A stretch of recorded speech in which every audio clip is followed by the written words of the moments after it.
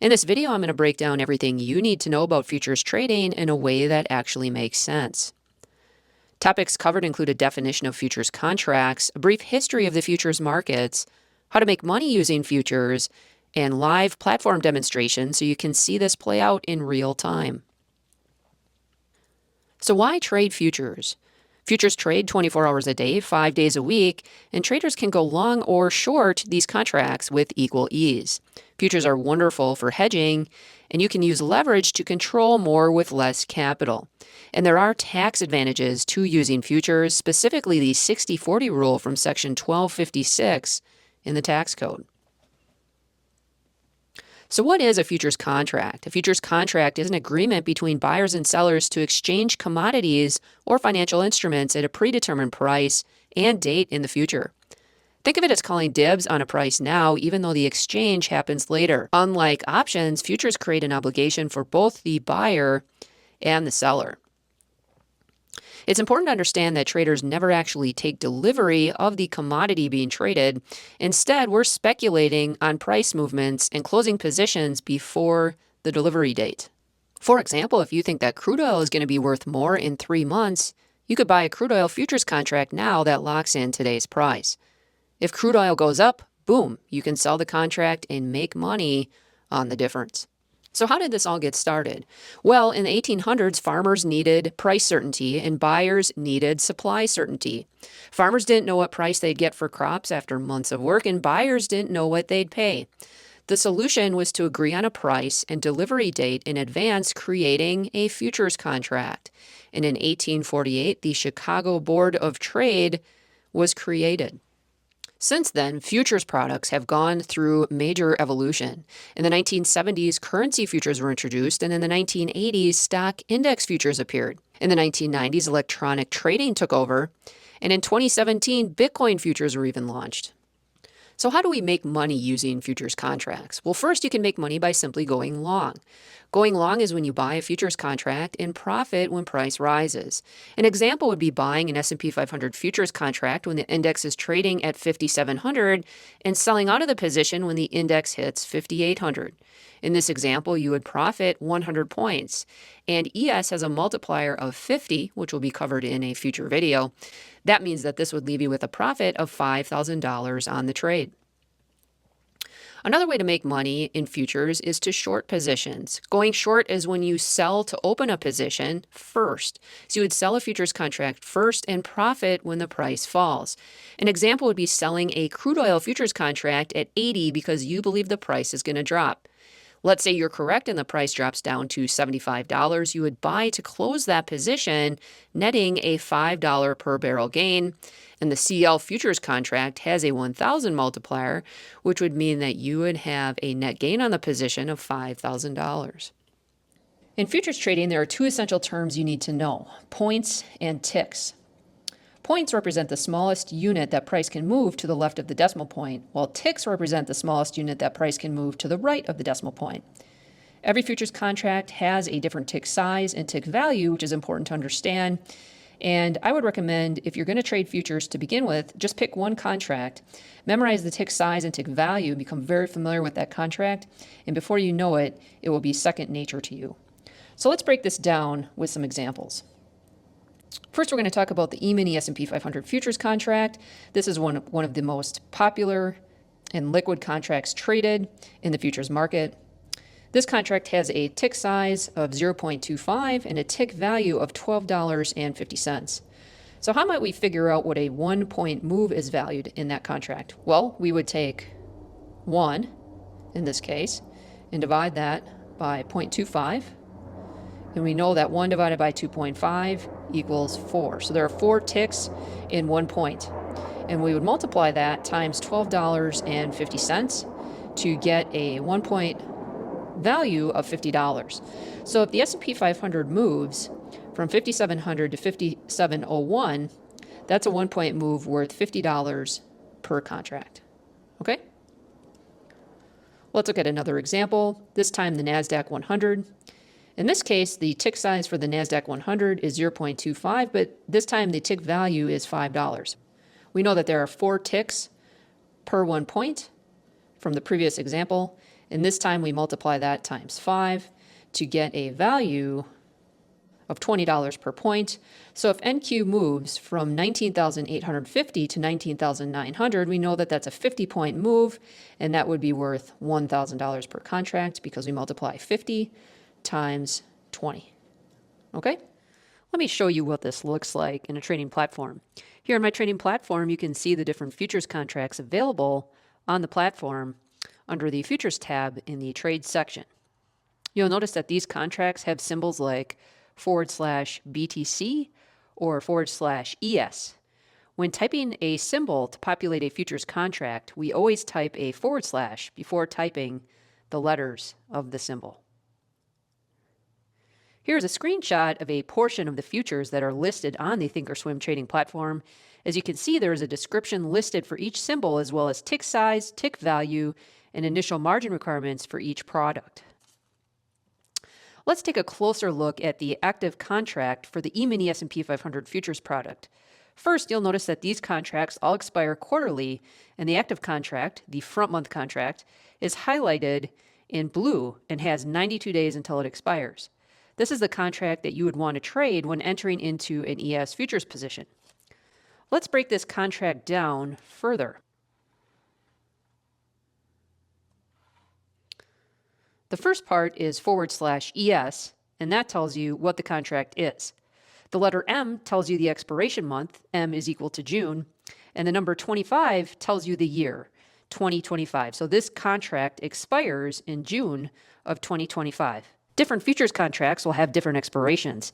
If your trading platform doesn't list the expiration dates, you can refer to the month codes on the lower right side of the screen to figure out when they expire.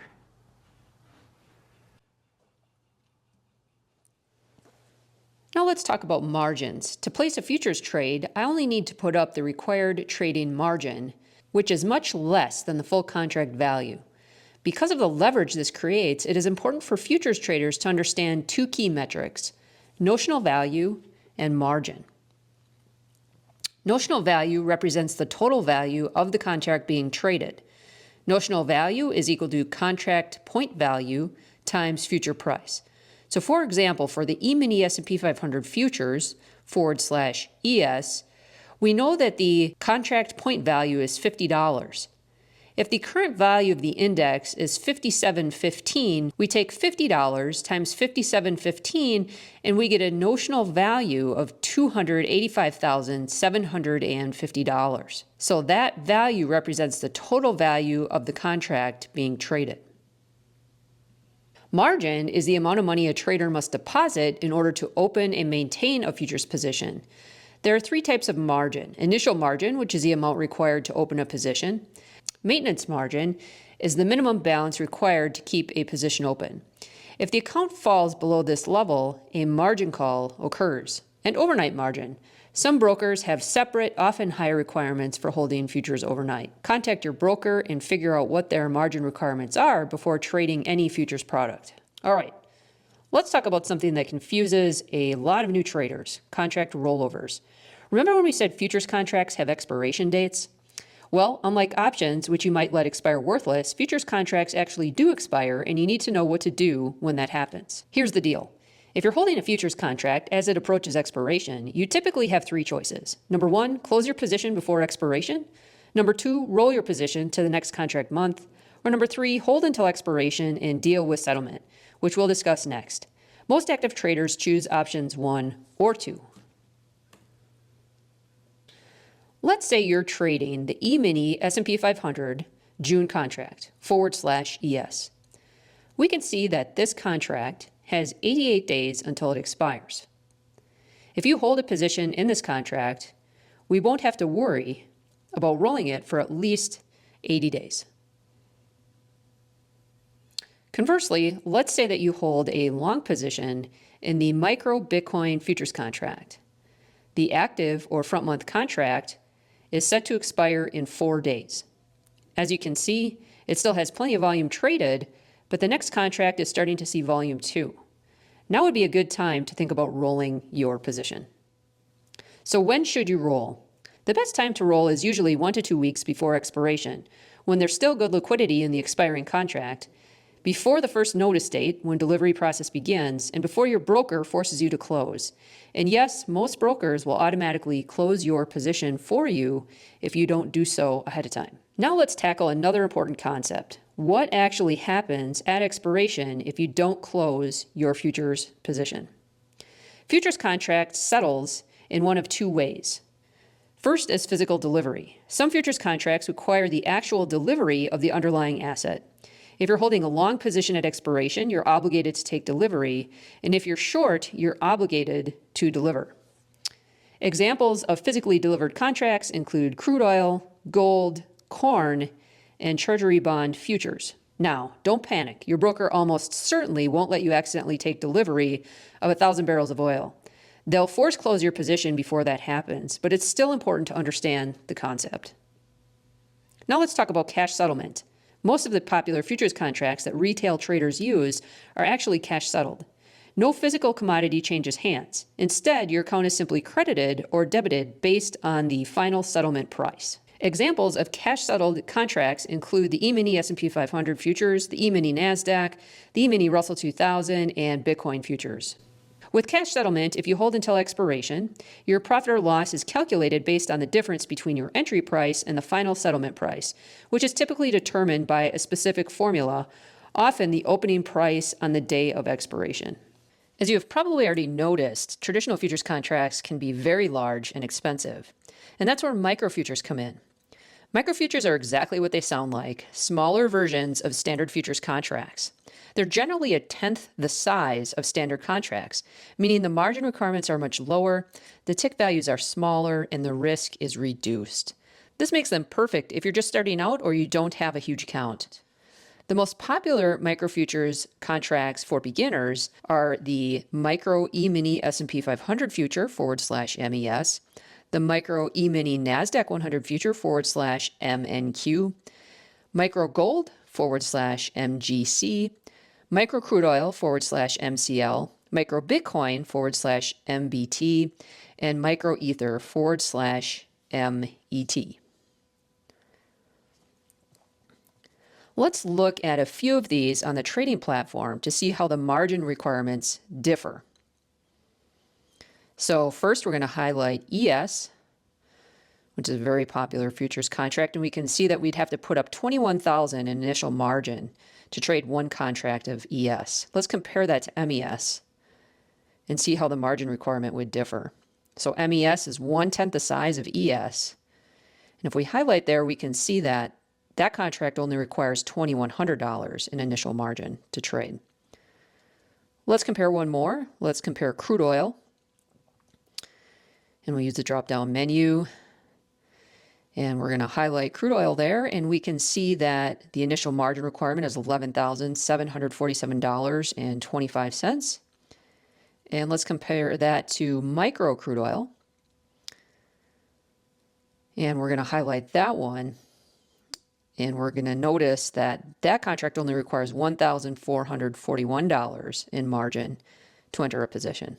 Let's go through a live trading example of how to buy an MES futures contract. If I bring up a chart of /MES, we can see that today the index is down by 1.4%. And let's say that I think that the index is going to rise over time, so I am bullish and I want to buy one contract of MES. I go to the Trade tab, I click on the Ask, and it populates a purchase order to buy one futures contract of MES at the limit price of 57.46.50. It's kind of bouncing around because I haven't locked that in. If I go to confirm and send, okay, we can see that this is going to take up $2,600 in buying power. Okay, so let's see what this looks like when I click send. The order got filled. And if I open up the charts tab and go to active trader, we can see that I'm long one futures contract and I have made $5 on that contract and the price is bouncing around here. Okay. Now let's say, okay, I'm happy with making $5. I want to go ahead and sell that. I'm just going to click sell, send that order through. And I just entered and exited a small micro mini futures position. Okay?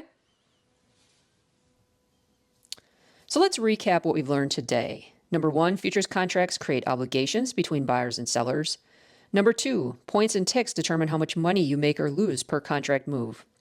Number 3, you can go long or buy if you think prices will rise, or you can go short, which means sell, if you think they'll fall. Number 4, no pad or day trading restrictions apply to futures contracts.